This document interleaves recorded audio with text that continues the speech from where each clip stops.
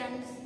In our last session, we have started our chapter 2, and in that we have seen that what is letter writing.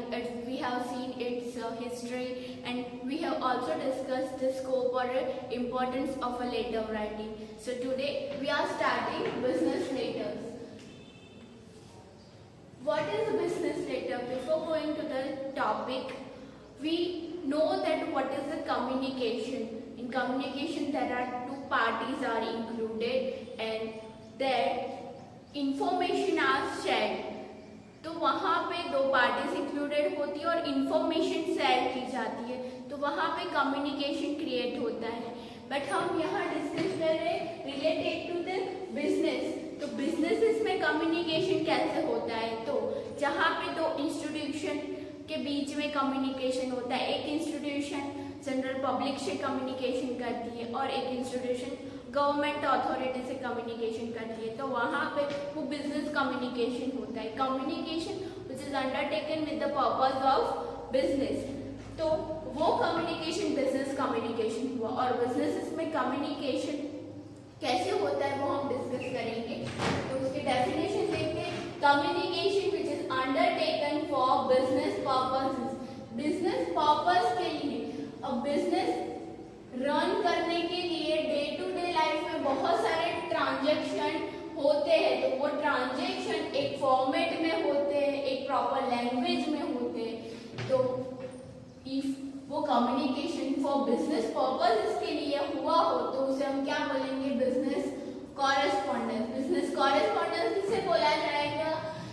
Communication which is undertaken for business purpose, it is called as a business correspondence. अब उसके example देखते हैं कि business correspondence में क्या क्या include होता है. तो business transaction, all the business transaction.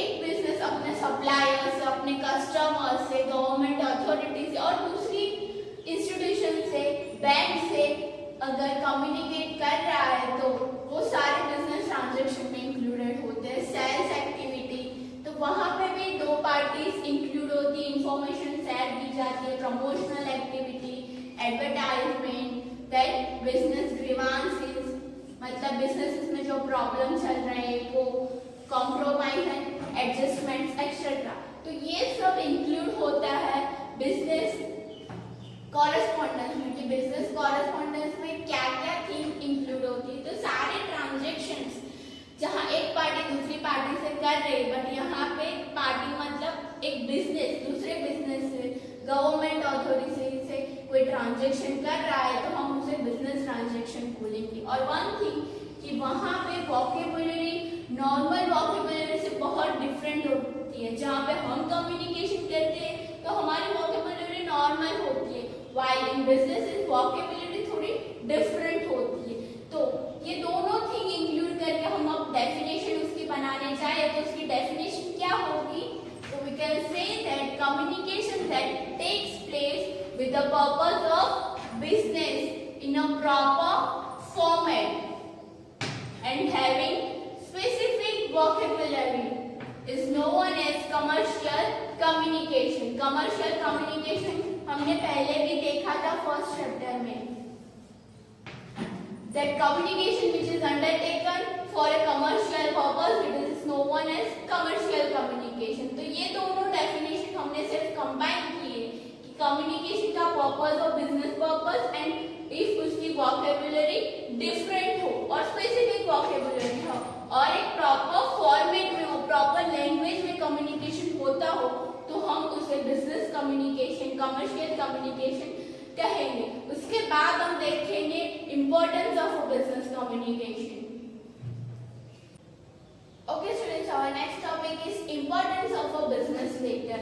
As we know that पहले के टाइम में, एंशिएंट टाइम में बिजनेसेस बहुत डिफरेंट वे में वर्क करते हैं और करेंटली वो बहुत डिफरेंट वे में वर्क करते हैं. तो ये क्यों हुआ? बिकॉज इनोवेशन होता है, टेक्नोलॉजी में चेंज होता है, तो उसकी वजह से सब चेंज बिजनेसेस को भी इनकॉर्पोरेट अपने बिजनेस में करने पड़ते हैं. कोई कॉम्पिटिटर कोई प्रोडक्ट में चेंज कर रहा है, प्रोडक्ट डिजाइन में चेंज कर रहा है, तो पर्टिकुलर उसके राइवल बिजनेस को भी उसकी प्रोडक्ट में, प्रमोशनल एक्टिविटी में, सेल्स की एक्टिविटी में कोई चेंज करना होगा, वो चेंज अपने बिजनेस में भी इनकॉर्पोरेट करना होगा। तो दैट्स वाई वो कंपटीशन में सर्वाइव कर सके।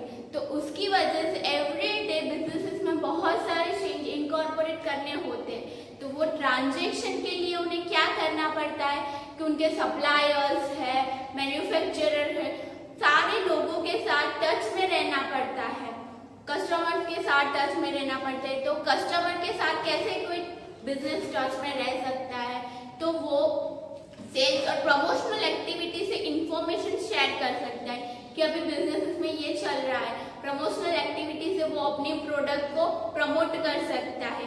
जो चेंज इनकॉर्पोरेट हुआ, जो इनोवेशन प्रोडक्ट में किया गया, उसकी इंफॉर्मेशन कस्टमर कंज्यूमर को दे सकता है। सप्लायर के साथ टच में क्यों रहना पड़ता है? बिकॉज प्रोडक्ट में कोई चेंज आता है तो रॉ मटेरियल भी डिफरेंट लेना पड़ता है, तो उसके लिए सप्लायर के साथ भी कांस्टेंट टच में रहना पड़ता है। तो उसकी वजह से बिजनेस लेटर का इम्पोर्टेंस आया है कि वो कम्युनिकेशन किस वे में होता है, तो बिजनेस लेटर के थ्रू होता है।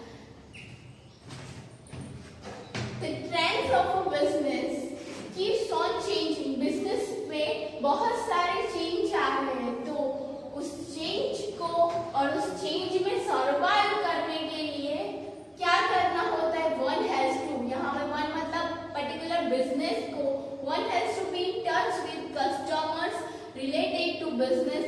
मैन्युफैक्चरर, कस्टमर्स के साथ टच में रहना पड़ता है। मैन्युफैक्चरर, डिस्ट्रीब्यूशन, जो डिस्ट्रीब्यूशन चैनल है उसके साथ, then firms, other firms, institution, bank के साथ, गवर्नमेंट अथॉरिटी के साथ, and its machinery to survive and for the development of business.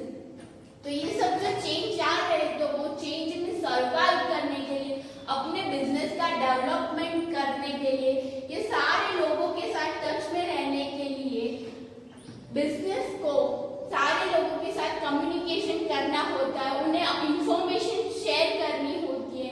Business letter plays a vital role in developing and spreading business by business activity। तो वो spread और development कैसे होता है? By business activity. और ये बिजनेस एक्टिविटी में क्या इंक्लूड होता है? तो प्रमोशनल एक्टिविटी, सेल्स की एक्टिविटी, ये सब यहाँ पे इंक्लूड होता है, ताकि वो कस्टमर कंज्यूमर को अपनी इंफॉर्मेशन, प्रोडक्ट की इंफॉर्मेशन शेयर कर सके और अपनी सेल्स इंक्रीज कर पाए और वो पर्टिकुलर मार्केट में सर्वाइव कर सकते। They create prestigious and good image by giving information to customer regarding the product। यहाँ पे इंफॉर्मेशन शेयर की जाती है, बट किस वे में? यहाँ पे बिजनेस लेटर के थ्रू इंफॉर्मेशन शेयर की जाती है। बिकॉज बिजनेस लेटर एक इफेक्टिव वे है और इकोनॉमिकल वे है, तो आप उसके थ्रू इंफॉर्मेशन शेयर कर सकते हो कस्टमर्स को, और वो एक गुड इमेज क्रिएट करता है पर्टिकुलर इंस्टीट्यूशन की बिजनेस की। Business letters are simple, economical and effective medium of advertisement. Advertisement के लिए बिजनेस लेटर बहुत सिंपल, इकोनॉमिकल है एंड इफेक्टिव मीडियम है for the sharing the information. तो ये हुआ बिजनेस लेटर और उसके importance. Okay, so now our next topic is effective business correspondence. जो कम्युनिकेशन हो रहा है बिजनेसेस के बीच में, अगर वो इफेक्टिव हो तभी वो दूसरी पार्टी कस्टमर्स, मैन्युफैक्चरर, डिस्ट्रीब्यूटर्स को अट्रैक्ट कर सकता है।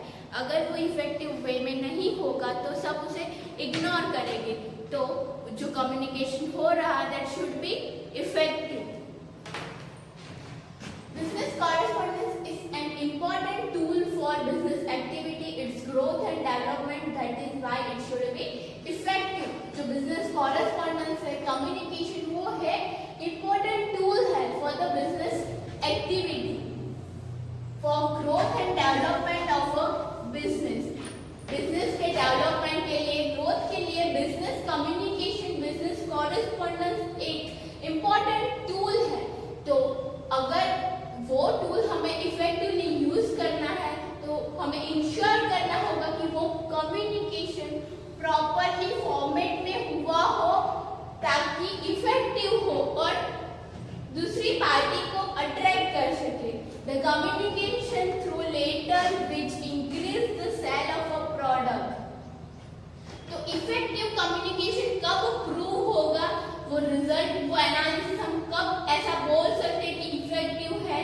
कि जब sales of a product increase हो, हमारी गुडविल इंक्रीज हो, बिजनेस की इमेज इंक्रीज हो, तब हम बोल सकते हैं कि वो कम्युनिकेशन इफेक्टिव वे में हुआ है।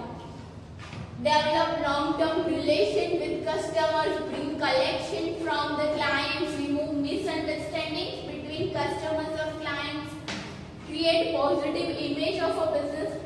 Effectively is called effective business correspondence. जो correspondence हुआ है, अगर वो जो रिलेशन है कस्टमर के साथ वो इंक्रीज करता है, उनके साथ जो रिलेशन है उसे लॉन्ग टर्म के लिए बिल्डअप करता है, कलेक्शन जो बाकी है वो कलेक्शन करवाता है, remove misunderstandings, then create positive image among the customers, business की इमेज पॉजिटिव क्रिएट करता है। वो अगर एक आप कम्युनिकेशन करते हो, वो एक इफेक्टिव वे में, प्रॉपर वे में करते हो, तो आपकी बिजनेस की इमेज बिल्डअप होगी। कि ये हुआ effective business correspondence. It is a result oriented and is written with a specific purpose. That is why it should be drafted carefully. हमें उसे प्रॉपरली इम्प्लीमेंट करने से पहले, हमें कोई एडवर्टाइजमेंट करनी है अपनी प्रोडक्ट की, तो उसे एक पहले ड्राफ्ट बना लेना चाहिए। वो ड्राफ्ट बना के उसे एनालाइज करके फिर उसे इम्प्लीमेंट करना चाहिए, ना कि डायरेक्टली इम्प्लीमेंट कर देना चाहिए। बिकॉज हमें जो रिजल्ट चाहिए वो बहुत इफेक्टिव चाहिए। तो वो अगर हमें रिजल्ट इफेक्टिव चाहिए तो हमें क्या करना होगा, एक पहले ड्राफ्ट क्रिएट करना होगा और उसके बाद उसे इम्प्लीमेंट करना होगा। Effective business letter should contain the characteristic of effective business correspondence. ये कैरेक्टरिस्टिक ऑफ बिजनेस कॉरेस्पॉन्डेंस क्या है वो हम आगे पढ़ेंगे, पर यहाँ पे पॉइंट क्या है, इफेक्टिव बिजनेस लेटर, जो बिजनेस लेटर हम लिख रहे हैं वो कंटेन करना चाहिए। ये इफेक्टिव बिजनेस कॉरेस्पॉन्डेंस के जो characteristic, it should be contain in effective business letter, तभी वो इफेक्टिव बन पाएगा। बिजनेस लेटर में वो सारे पॉइंट्स कंसीडर होंगे, तभी वो इफेक्टिव बन पाएगा। तो अब हम नेक्स्ट देखेंगे characteristic of a business correspondence. Okay students, now our next topic is characteristic of effective business correspondence. तो हमें अगर अपने कस्टमर्स को, कंज्यूमर्स को, मैन्युफैक्चरर को अट्रैक्ट करना है, तो हमें जो कम्युनिकेशन करना होता है वो बहुत इफेक्टिव वे में करना होता है। और वो इफेक्टिवनेस कब आती है, जब हम ये सारे मैटर्स इंक्लूड करते हैं, ये सारे पॉइंट्स कंसीडर करते हैं। यहाँ पे फर्स्ट है 7 C's of a effective business correspondence. तो यहाँ पे 7 C's मतलब यहाँ पे C से स्टार्ट होने वाले 7 वर्ड्स है जो हमें कंसीडर करने होंगे हमारे इफेक्टिव बिजनेस लेटर की राइटिंग के लिए। तो है clarity, conciseness, completeness, concreteness, consideration, correctness and courtesy. तो ये सारी चीजें हम इंक्लूड करते हैं, तभी हमारी लेटर राइटिंग बहुत इफेक्टिव रिप्रेजेंट होती है। और वो लेटर राइटिंग करने से पहले हमें ये चीजें जरूर ध्यान रखनी है कि हम वो लेटर में एप्रोप्रिएट वोकैब यूज करें, एप्रोप्रिएट वोकैबुलरी यूज करें, सिस्टमेटिक वे यूज करें और इजी टू अंडरस्टैंड। जो रिसीवर है वो इजीली उसे अंडरस्टैंड कर पाए, ऐसी एप्रोप्रिएट लैंग्वेज यूज करें। तो ये सिंपल थिंग है जो हमें लेटर राइटिंग में कंसीडर करनी है। And then the style of writing should be simple way में लिखना है, ब्रीफ लिखना है, देन लेंथी नहीं लिखना है, क्लियर लिखना है ताकि वो इजीली अंडरस्टैंड कर सके। Music and should reflect a customer oriented attitude. जो लेटर लिखा है, जो लेटर राइटिंग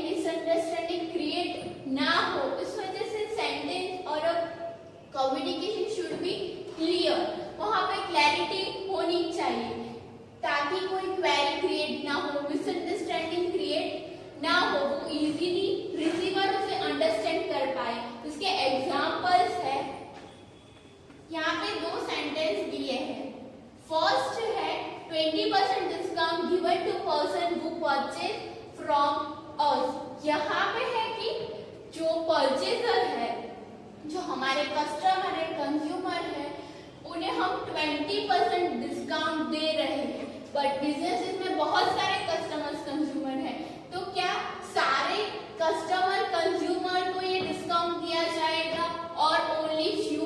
यहाँ पे ये क्वेश्चन मार्क क्रिएट होता है कि कितने लोगों को ये डिस्काउंट दिया गया है। तो ये जो इंफॉर्मेशन है वो इनकम्प्लीट है। यहाँ पे क्लियर सेंटेंस से क्लियर इंफॉर्मेशन दी गई है कि 20% discount will be given to the person who purchases from us the goods worth ₹5,000 at the time। तो पर्टिकुलर एक टाइम पे आप अगर 5,000 और उससे मोर वर्थ के गुड्स और सर्विसेज परचेज करते हो तो वहां पे आपको कितना डिस्काउंट मिलेगा? 20% डिस्काउंट उस कंज्यूमर कस्टमर को मिलेगा। तो ये इंफॉर्मेशन कंप्लीट है, तो ये सेंटेंस राइट है। तो ये एग्जाम्पल हमें क्या कहना चाहता है कि जो इंफॉर्मेशन हम प्रोवाइड कर रहे हैं दूसरी पार्टी को, इट शुड बी क्लियर, वहां पे क्लैरिटी शो होनी चाहिए। यहाँ पे क्वेश्चन मार्क आता है कि इंफॉर्मेशन क्या कहना चाह रही है, तो sentence should be clear. Then our next point is conciseness. 7 C's में हमारा सेकंड सी कौन सा है? Conciseness. It is the soul of a letter writing, वो सोल है लेटर राइटिंग की। Brief letter reduce expenses and become effective. अगर आपके पास चांसेस है कि वो इंफॉर्मेशन को आप इफेक्टिव वे में प्रेजेंट कर सकते हो, तो आपको उसको लेंदी वे में प्रेजेंट करने की कोई जरूरत नहीं है। अगर आप सेंटेंस को एक लाइन में ओवर कर सकते हो तो उसे 2 सेंटेंस में लिखने की जरूरत नहीं है। अगर आप लेंदी लिखोगे तो वो इनइफेक्टिव हो जाएगा। तो आपको किसी को अट्रैक्ट करना है आपकी लेटर राइटिंग से, तो it should be brief writing. तो brief letter reduce expenses and become effective, वो इफेक्टिव बनता है। ब्रीफ राइटिंग करोगे आप तो वो इफेक्टिव बनता है। It saves time for you and for other party as well. आप कम लिखोगे तो आपका टाइम भी बचेगा और जो रीडर है उसका टाइम भी बचेगा, एक्सपेंस बचेगा और इफेक्टिव इंफॉर्मेशन होगी। यहाँ पे भी एग्जांपल्स है। We are interested in purchasing books, paper, pencil, rubber, etc. तो ये फर्स्ट सेंटेंस है जहाँ पे क्या इंफॉर्मेशन दी है कि वो एक पार्टी इंटरेस्टेड है books, paper, pencil, rubber purchase करने के लिए। while दूसरा एग्जांपल है we are interested in purchasing various items of stationery। दोनों में कंपैरिजन करने जाए तो यहाँ पे वर्ड लिखा है स्टेशनरी। तो ये सारी चीजें पेंसिल, पेपर, रबर, नोटबुक, ये सारी चीजें स्टेशनरी में ऑलरेडी इंक्लूड होती है। तो आपको ये सारी आइटम पर्टिकुलरली मेंशन करने की कोई जरूरत नहीं थी उस टाइम। तो आप ओनली स्टेशनरी भी लिख सकते हो और एक्सेट्रा भी, उसका भी क्वेश्चन मार्क नहीं आएगा। तो it should B this way. तो आपको सेंटेंस ऐसे लिखना होता है, ना कि वहां पे लेंथी राइटिंग करनी है, ब्रीफ राइटिंग करनी है। तो ये हमारा हुआ क्लैरिटी।